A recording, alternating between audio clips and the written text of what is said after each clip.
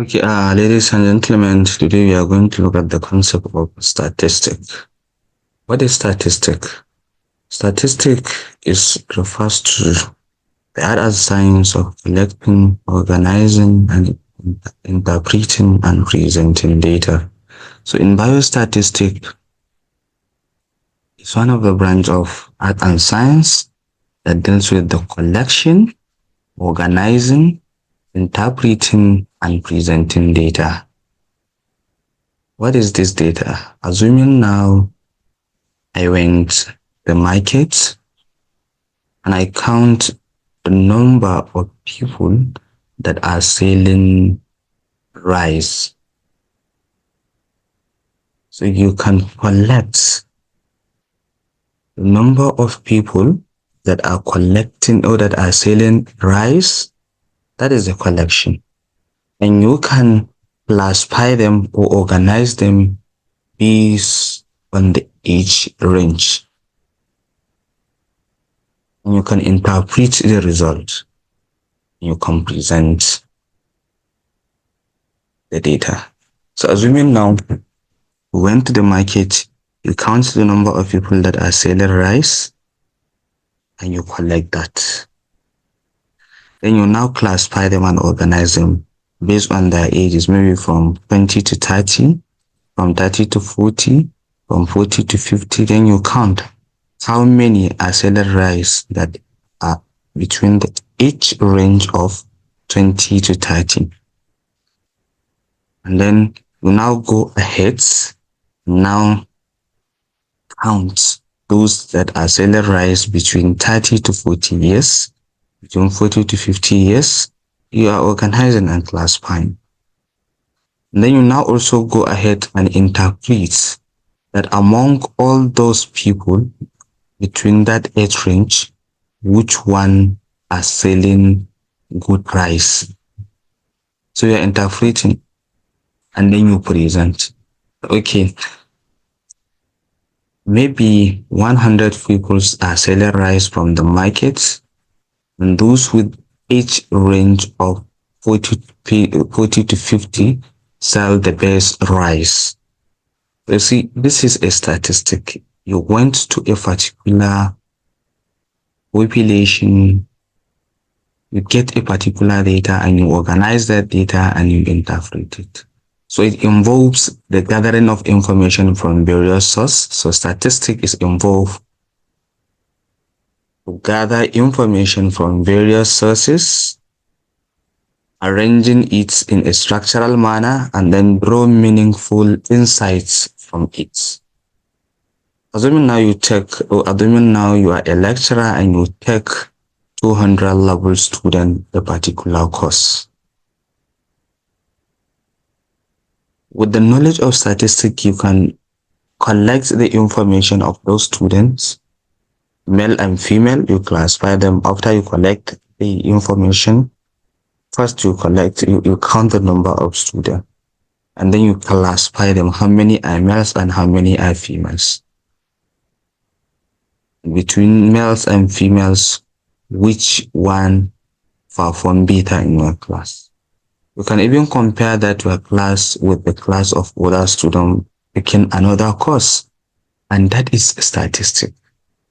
Like for example, now if I give a course, and from that course I give exams, I count the number of students that search for the exam. I count the number of males and the females that sat down for the exams. And I now also get the number of A's, the number of B's, the number of C's, the number of F's from that result. And then I now take the percentage pass and the percentage fail. And I now conclude between the males and the females from the class which one performed best. That is the statistic. So in a statistic, you can use graph, you can use bar chart, you can use pie chart, you can use tables to present your data. So that is why, as we are going on, we are going to look at the statistical methods. And this statistic helps us to make sense of complex information by making or by using mathematical techniques to uncover patterns, trends, and relationships within data. So biostatistics is actually its help. It simplify things because it can easily helps you to make sense from a complex information using the mathematical techniques. And it's also used in a field such as in various fields such as science, economics, sociology, and more. Make informed decisions, predict future outcomes, and understand the world around us. So that is why biostatistic is very, very important because it helps us to uncover a complex information.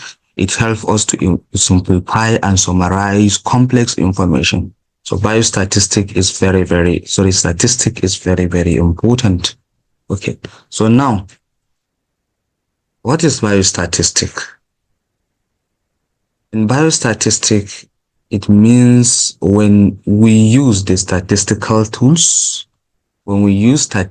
techniques on the biological problems and drive some results about that, it's what we call biostatistic. So if you're using if you are using statistical techniques or mathematical methods to solve biological problems, that is biostatistic. So the use of statistical techniques, the use of statistical techniques, the use of statistical methods or statistical tools solve biological problem is what we call biostatistic. If you're using statistical method to solve biological problems, that is biostatistic. And examples, medical sciences. And let me just give example of biostatistic. Assuming now you want to produce new drugs. You want to produce new drugs. And maybe you propose two compounds, let's say compound A, B, and C. You want to test this compound A and B to see their effects on malaria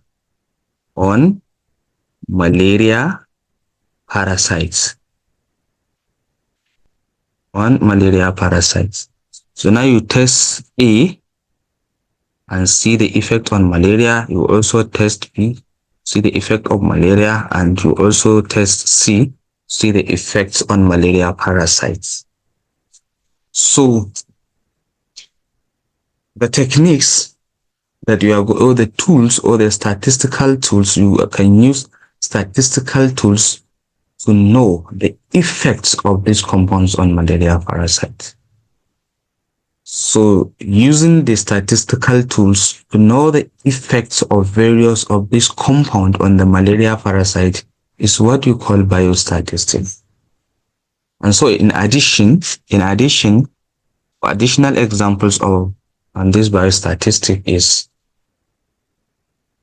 you can use the statistical tools to measure the number of pregnant women that give birth in a particular week attending a particular hospital. Like for example, the issue of coronavirus. Using statistical methods or using the statistical tools, it makes us to have an idea of how pandemic the coronavirus is. It affects the US population, affects Nigerian population, it affects almost every part of the world. In fact, even within a particular day, we can know the number of people that are affected with coronavirus from a particular location. So that is biostatistics. So if you're using if you're using statistical tools to solve a biological problem, or to analyze, or if you're using statistical tools on biological data or on living organisms, that is biostatistic. And this biostatistic is also called biometry. So it means measurement of life. So bio, life, metry, measurement. So biometry, it means measurement of life. So normally in medicine, for precision, facts, observation or measurement have to be expressed in figures. So use figures, bar chart, multiple bar chart, histogram, pie chart, etc. to present data or to present biological data for precision. So that is biometry. So now the next thing that we are going to look at is types of biostatistic. We are going to look at the types of biostatistic, and this we have number one, descriptive statistic is a type of statistic, and we have inferential statistic. So these are the two types of statistic. Number one, we have descriptive statistic, and number two, we have what we call inferential statistic. So what is description of descriptive statistic? Like for example, if you count the number of people, let's say you count the number of people that are attending statistic class, or maybe trends in employment. What are the trends in employment? Like for example, when you say trends in employment, what are the sectors? What are the sectors that employ graduates, and what types of graduates? Is it graduate from biostatistics? Is it graduate from computer? The trends in biostatistics. Like for example, from descriptive statistics, you can say that, okay, if you read medicine, you will automatically get job after you graduate. But if you read biostatistics, you will automatically get a job after you read biostatistics. So that is the trends to understand which field or which area employed most, and then data. So these are the descriptive statistics.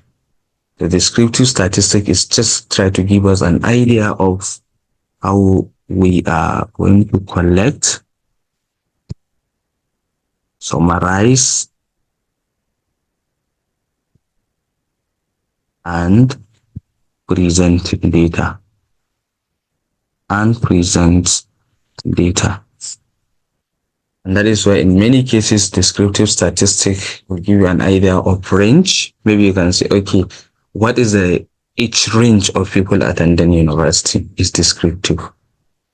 What is the mean age? What is the mean age? What is the average age of student attending university? So it's descriptive. So you are describing the student or the age range of students that are attending, or the average number of students attending universities.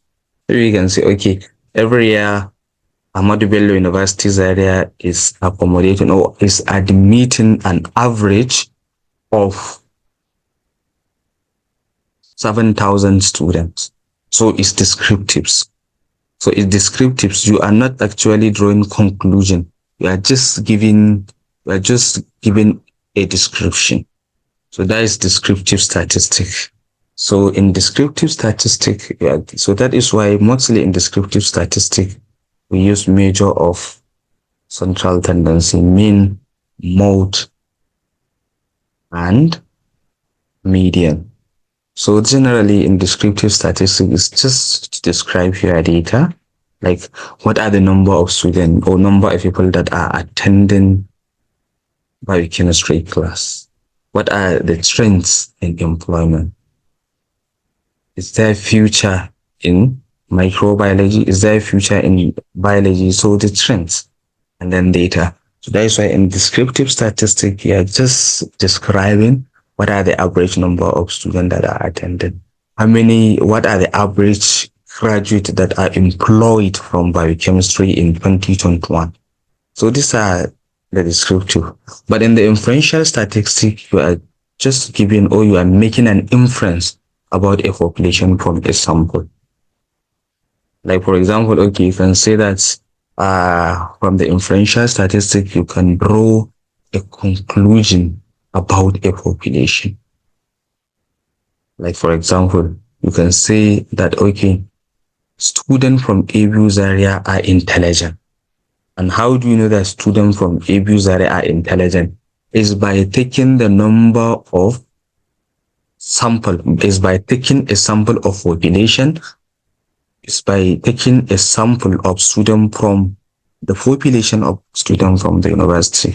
And you should understand that you cannot work with the population. That is why you cannot say that you are going to work with all, or you are going to analyze all students from a, or rather you can just only take samples. Okay, maybe in biochemistry, there are 4 levels, 100, 2, 3, and 400 levels. You can say, okay, so let me just take one student from 100 level, or two students from 100 level, two students from 200 level, and then you now test them.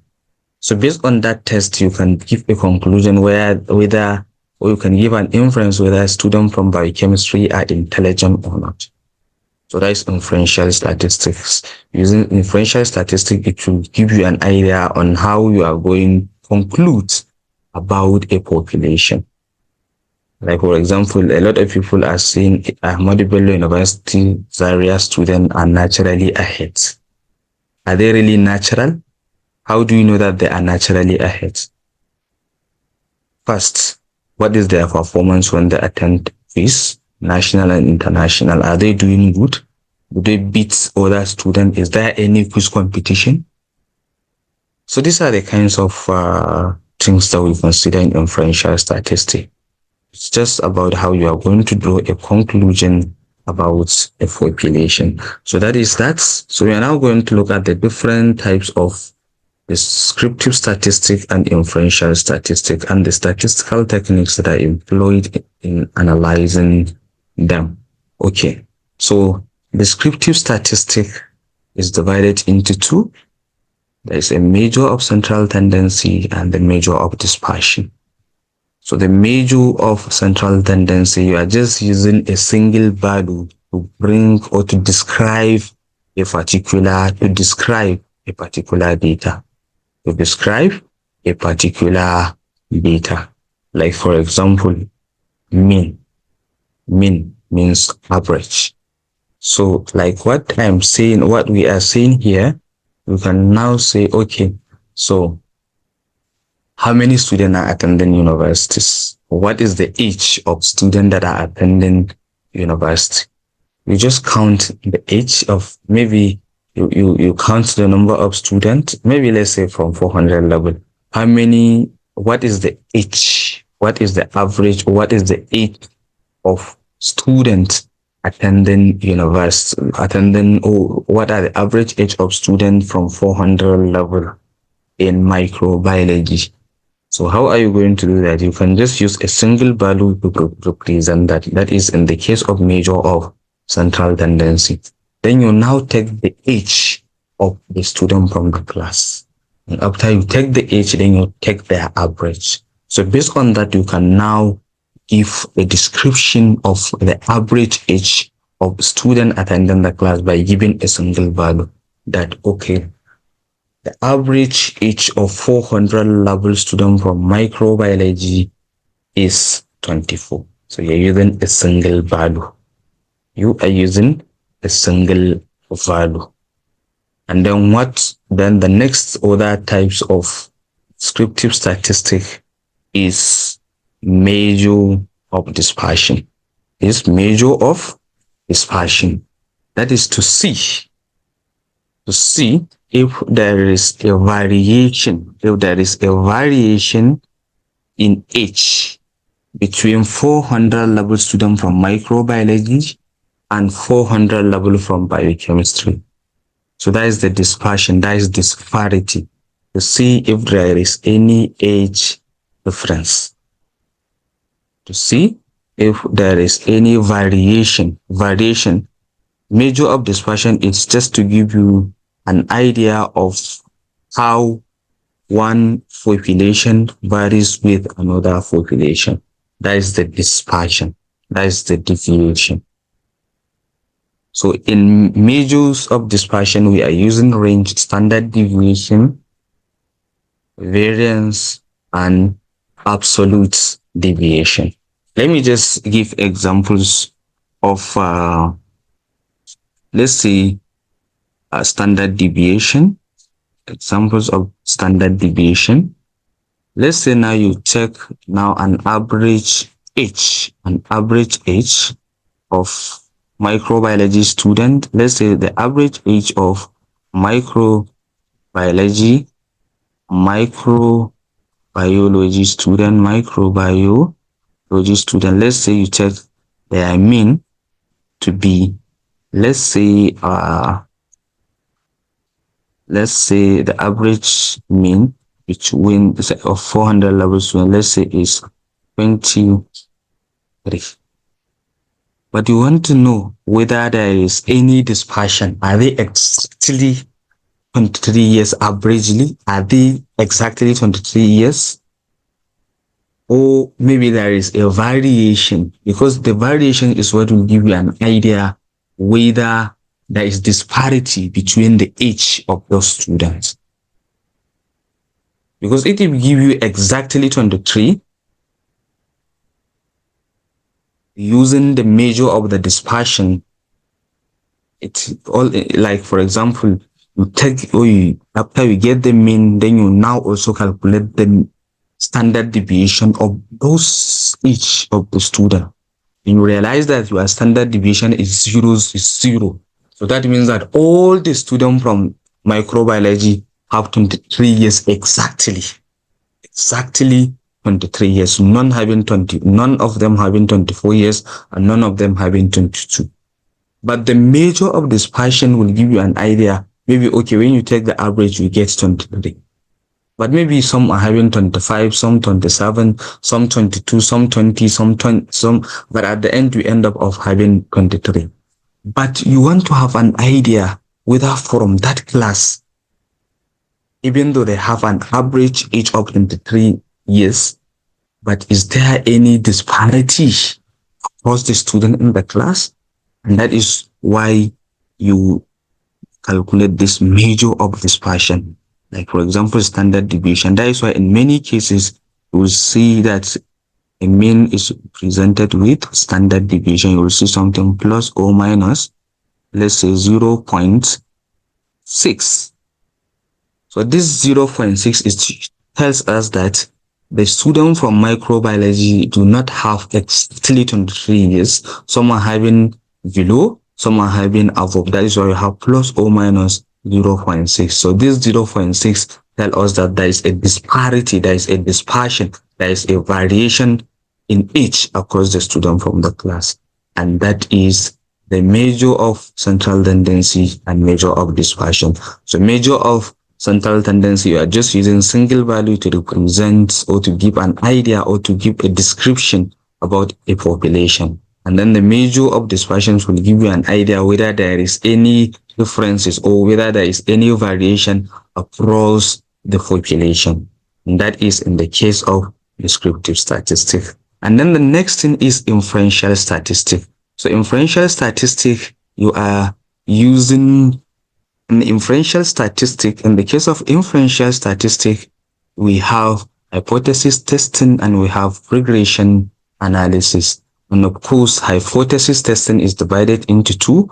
We have null hypothesis and we have what you call alternative hypothesis. So what is the difference between the null hypothesis, the null hypothesis? What is the difference between the null hypothesis and alternative hypothesis? So assuming now you want to, in the case of alternative hypothesis, you want to know whether the heads of department from microbiology, the head of department of microbiology, you don't know whether the head of microbiology is drinking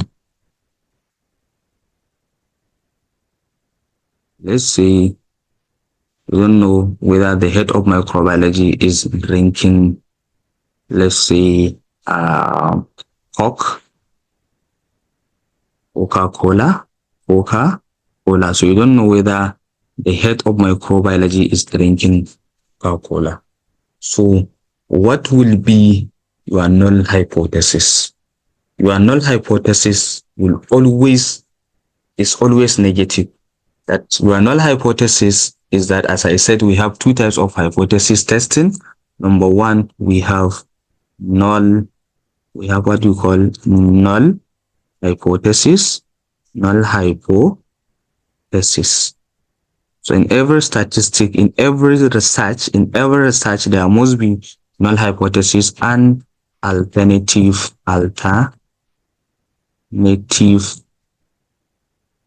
hypothesis. So your null hypothesis, we don't know whether the HOD from microbiology is drinking or is taking Coca-Cola. So your null hypothesis will be that the head of department from microbiology is not drinking Coca-Cola. So that is your null hypothesis. And your alternative hypothesis will be that the head of department from microbiology is taking Coca-Cola. So alternative hypothesis is opposite to null hypothesis, and null hypothesis is opposite to what you are trying to find out. Like, for example, now you want to know whether Coca-Cola can increase blood pressure. You want to know whether Coca-Cola is having effects on the blood pressure of an individual. So how are you going to say to a null hypothesis? We are now going to say that Coca-Cola doesn't have any effect on blood pressure of an individual, while your alternative hypothesis will be that Coca-Cola is having serious effects on the blood pressure of an individual. So that is in the case of hypothesis testing. So in hypothesis testing, it's like a test that you usually set. You started from at the onset of your research. Like, for example, now you want to know whether eating fish have effects on the level of intelligence, or let's say you want to check whether fish increase the intellectual capacity of the students. So now the null hypothesis will be that the fish doesn't have effects on increasing intellectual capacity of students. And your null hypothesis will be that fish have impact on intellectual capacity of students. So how do we now measure this hypothesis testing? We use z-test, we use f-test, and we use p-test.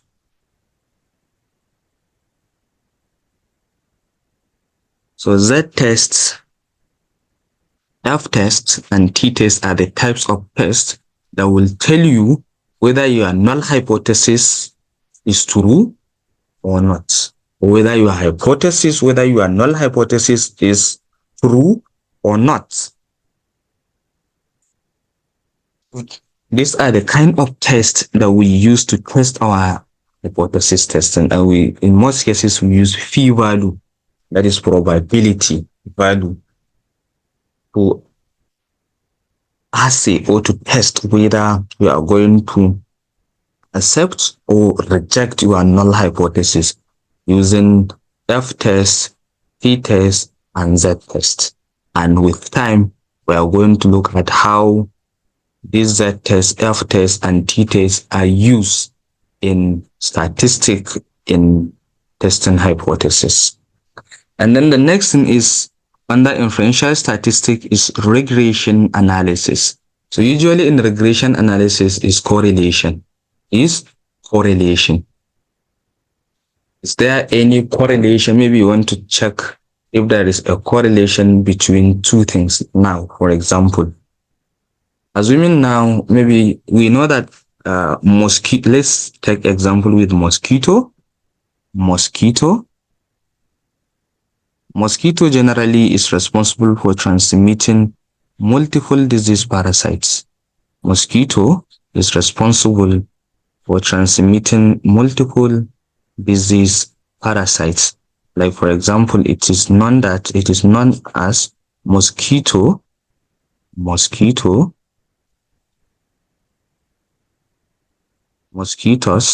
can transmit Plasmodium falciparum 1. It can transmit Wuchereria bancropti. It can also transmit encephalitis virus. So now assuming in regression analysis, you want to know whether there is a correlation between Plasmodium falciparum and Wuchereria bancropti. So that is regression analysis. That is to see in a mosquito if there is Plasmodium falciparum and Wuchereria bancropti. What is their relationship? What is their correlation? Is the presence of Plasmodium falciparum affects the presence of Wuchereria bancropti? That is why even in the terms of the correlation, we have positive correlation and we have negative correlation, and we also have zero correlation. So in the case of positive correlation, it means that the presence of Plasmodium falciparum in mosquito also increase the presence of Wuchereria bancropti in the same mosquito.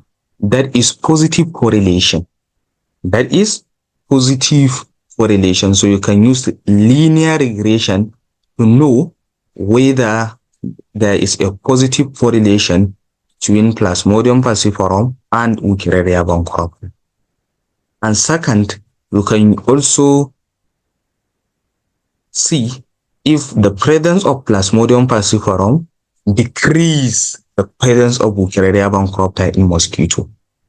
And that is negative correlation. That is the presence of one affects or decrease the presence of the other. And zero correlation means none of this affects the survival of the other, or none of them affects the presence of the other. And that is zero correlation. So in that case, we use linear regression. In fact, we can even, that is what we call we also have multiple regression. That is, if you want to check the relationship of maybe three organisms, that is multivariates. That is, you want to check the relationship between more than two variables, so you can use multiple regression analysis. Ladies and gentlemen, this is descriptive and inferential statistics. And with time, we are going to look at how all this, we are going to calculate mean, median, mode, range, standard deviation, variance, absolute deviation, Z, F, and T. In fact, we are even going to use we are going to use computer to analyze these results, to analyze different data, okay? So that is for descriptive and inferential statistics, okay?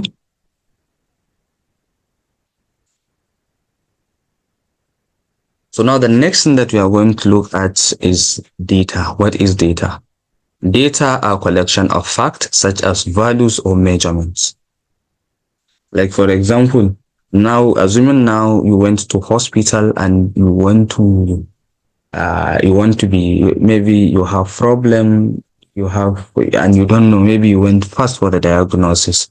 So when you went to the hospital, they can maybe decide to say, okay, let us take your BMI, that is body mass index. Maybe they take your height, they take your weight. It's data. It's data. Or maybe you want to check whether the mosquitoes from abuse area are harboring Plasmodium falciparum. So you collect those mosquitoes and you check the presence of Plasmodium falciparum in the mosquito. So that is data. So it means that you are collecting values and measurements. So the collection of facts such as values or measurement is what you call data.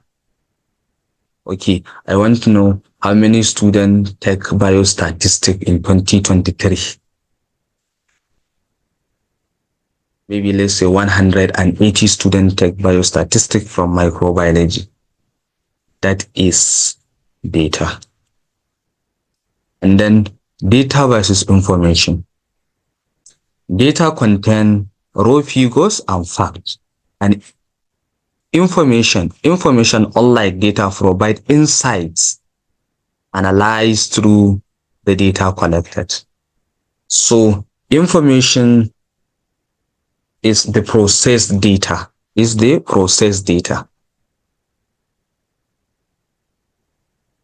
And information can't exist without data, but data doesn't rely on the information. Data as an input goes through a filtration process followed by meaningful organization to generate output or information. So when you get data, it has to undergo a rigorous filtration process, and then it will follow a meaningful organization before you generate information. Data doesn't have any real meaning, whereas information exists to provide insight and meaning. Like for example, this is example of data. We said 20 gram and 25 gram. This 20 gram and 25 gram, we don't know what it is. So what is information here? So 5 individual is in the 20 to 25 gram, kilogram range. So you see, there are 5 individuals, and these 5 individuals have an age range between 20 to 25 grams. So you see, it's information. But when you are given just 20 gram and 25 gram, you don't know what it is. But now it comes as an information that it is 5 individuals that have the age range of 20 to 25 gram. And the mean weight is a statistic, that is 22.5 gram. That is for all those 5 individuals. After you take their average mean, their mean weight is 22.5 grams. So you see, this is the statistic. So that is the difference between data, information, and statistics. So data is raw. It's a fact or values that doesn't have any meaning. But information is the processed data. So now the next thing is the types of data. So depending on the source, it can classify it as primary data or secondary data.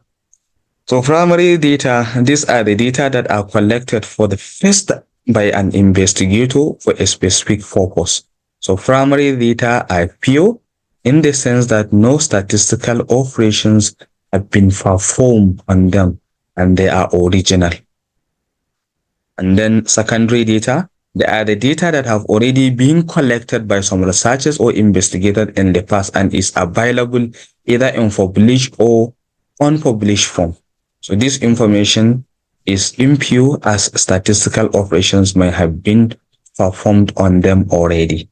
So that is the difference between primary data and secondary data. So primary data is the data that was first collected, So what are the data collection methods? You can collect data from using forms and questionnaires. You can collect data from interview, like for example, if there is if you have interview with someone, you can easily get information, or you can easily get data from there. You can get it from information, you can get it from document and record, you can get it from focus groups, you can also get it from social media monitoring, online marketing analytics, online tracking, combination research, and oral histories. So this is how, or these are the methods that you can use to collect data. You can of course just go to social media and get data. Through oral history, when you discuss with someone, will tell you, okay, maybe you are living in one particular area with big mansions, big mansions, and it now is it.